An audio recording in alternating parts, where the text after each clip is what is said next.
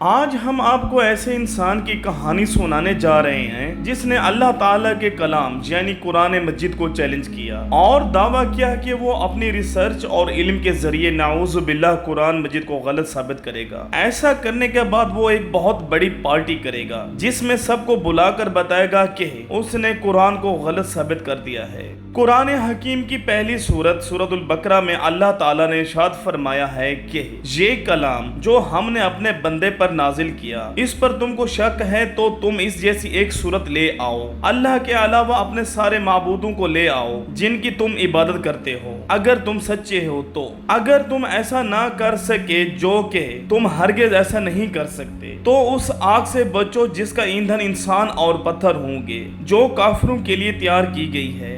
اس ایک آیت نے اس عیسائی نوجوان کو اکسایا اور اس نے اللہ کا چیلنج قبول کر کے قرآن کو غلط ثابت کرنے کی ٹھان لی۔ اس نوجوان کا نام ڈاکٹر کیری ملر ہے جو ایک کٹر عیسائی گھرانے میں پیدا ہوا۔ اسلام کو غلط ثابت کرنے کے لیے کرسچینٹی میں عالم ڈگری حاصل کی اور عیسائیت کا بڑا داعی بنا۔ 1977 میں کیری ملر نے قرآن کو غلط ثابت کرنے کا باقاعدہ آغاز کیا۔ وہ ٹورنٹو یونیورسٹی میں پڑھاتا تھا۔ اس کی کوشش تھی کہ قرآن میں غلطی ڈھونڈ کر مسلمانوں کو بھٹکائے اور عیسائیت قبول کرنے پر مجبور کرے، مگر اللہ تعالیٰ کو کچھ اور ہی منظور تھا۔ ڈاکٹر ملر نے قرآن مجید میں غلطیاں اور نقائص ڈھونڈنے کے لیے اس کو پڑھنا شروع کیا۔ قرآن مجید پڑھنے کے بعد اس نے جو کچھ لکھا اس نے پوری دنیا کو حیران کر دیا۔ قرآن حکیم پر تحقیق کرنے کے بعد لکھا کہ ایسی تحریر لکھنا کسی انسان کے بس کی بات نہیں۔ اس نے لکھا کہ سب سے پہلے مجھے جس چیز نے متاثر کیا وہ قرآن مجید کی آیات کا خاص اور منفرد انداز ہے،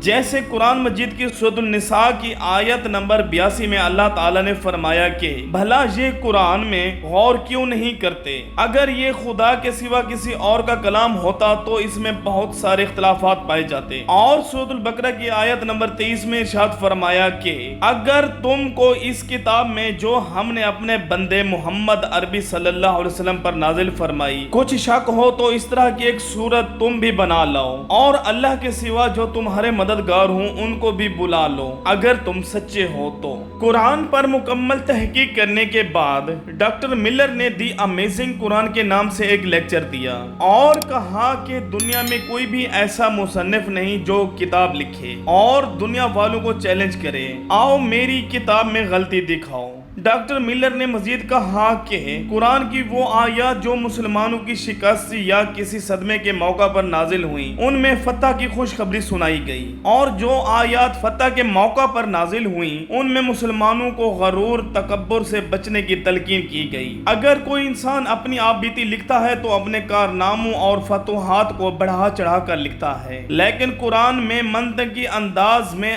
اور ایک تسلسل کے ساتھ لکھا گیا۔ قرآن میں کسی مخصوص وقت کی تاریخ بیان نہیں کی گئی بلکہ اس میں بہترین قوانین وضع کیے گئے ہیں۔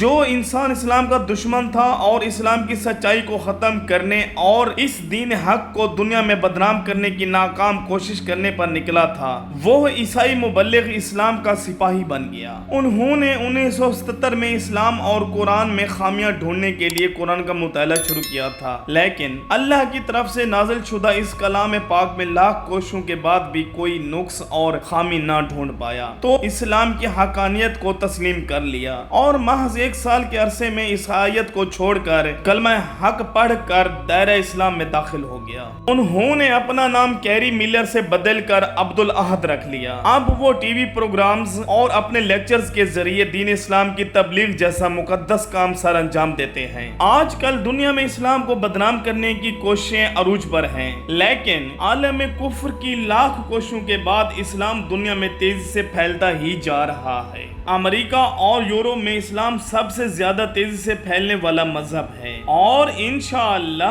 وہ وقت دور نہیں جب پوری دنیا میں اسلام کا بول بالا ہوگا۔ اللہ رب العزت سے دعا ہے کہ وہ ہمیں اسلام کو سمجھنے اور اس پر عمل کرنے کی توفیق عطا فرمائے۔ امید ہے کہ آپ کو یہ ویڈیو پسند آئی ہوگی۔ پسند آنے کی صورت میں ویڈیو کو لائک، شیئر اور چینل کو سبسکرائب کرنا مت بھولیے گا۔ ملتے ہیں ایک اور ویڈیو میں۔